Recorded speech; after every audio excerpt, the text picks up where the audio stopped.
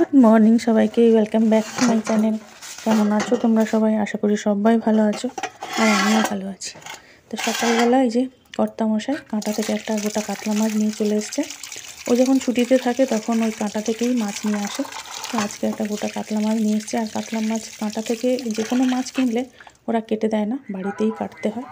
তো ওই জন্য আমি এই যে মাছটা নিয়ে কাটতে বসে পড়েছি ছাদে।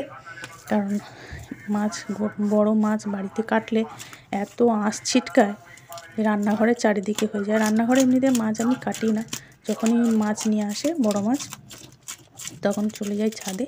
ছাদে গিয়েই ভালো করে কেটে ধুয়ে পরিষ্কার করে ওখান থেকেই নিয়ে আসি। আর এমনিতে মাছ কাটলে ঘরে যা আঁশটে গন্ধ থাকে, আমার ছেলে তো একদম আমাকে চিৎকার করে আমার উপরে।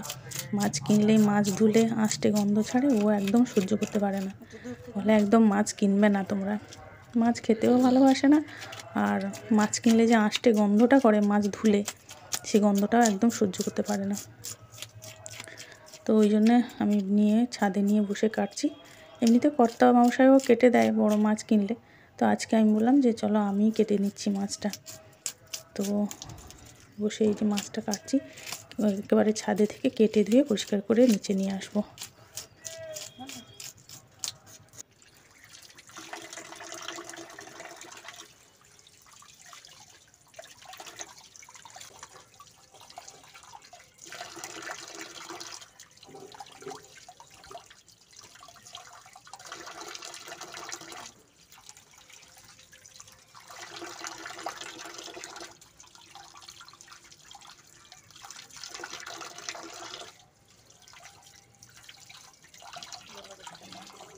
আর এবার আমি স্নান টান করে চলে যাচ্ছি পুজো করতে। আর বরকে বলছিলাম যে তুমি খেয়ে নাও, আমার পুজো করে আসতে দেরি হবে, তো তুমি এতক্ষণ বসে থেকো না, খেয়ে নাও।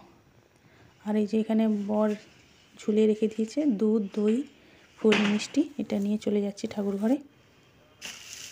তো ঠাকুর ঘরের সিঁড়িতে এটা রেখে দিয়ে তারপরে আমি আগে এই যে চান করেছি, কাপড়গুলো কটা ছিল কেচেছিলাম চান করার সময়, সেগুলো মেলে নিচ্ছি। আর আজকে রোদটা বেশ ভালোই রোদ হয়েছে, মানে বেশ কড়া গায়ে লাগছে রোদ। চান করে এসেছি না, রোদে দাঁড়াতে বেশ ভালো লাগছে। কারণ কদিন বেশ মেঘলা মেঘলা মতন ছিল, আর কদিন পরে আজকে রোদটা বেশ ভালো লাগছে, বেশ সুন্দর একটা ঝলমলে রোদ বেরিয়েছে। কাপড় জামাকে দিলে মানে বেশ তাড়াতাড়ি শুকনো হয়ে যাবে।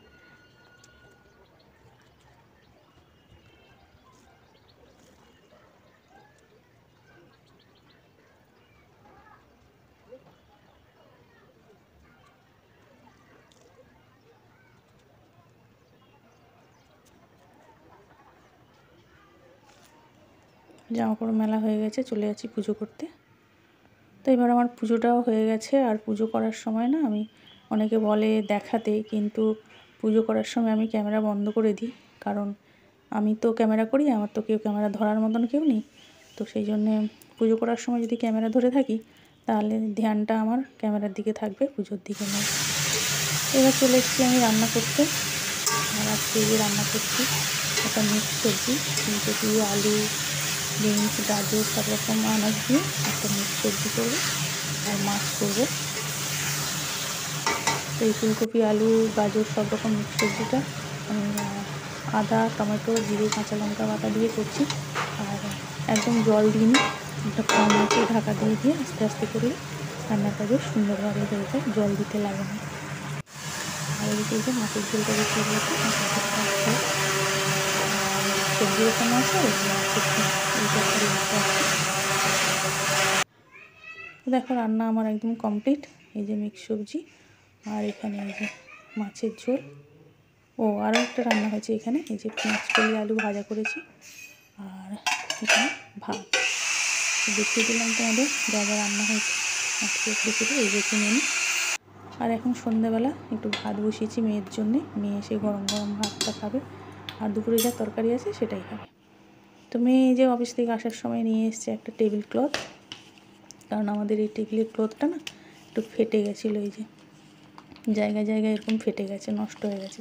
তো সেই দেখে মেয়ে একটা নতুন টেবিল ক্লথ কিনে নিয়ে এসছে। আর নিয়ে এসছে যে গোলাপ ফুল। তো আমি টেবিল ক্লথটা পেতে তোমাদের দেখাচ্ছি। আর এখানে কিনে এসে, এটা হচ্ছে চিকেন পকোড়া। চলো আমি টেবিল ক্লথটা পেতে আর দেখাচ্ছি তোমাদের কেমন লাগছে দেখতে। তো এই দেখো টেবিল ক্লথটা পেতে নিয়েছি। আর এই ফুলদানিতে ফুলগুলোও সাজিয়ে দিয়েছি। আর মেয়ে যে বসে পড়েছে চিকেন পকোড়া নিয়ে খেতে। তো দেখো আমি দূর থেকে তোমাদের দেখাচ্ছি টেবিল ক্লথটা কেমন লাগছে দেখতে।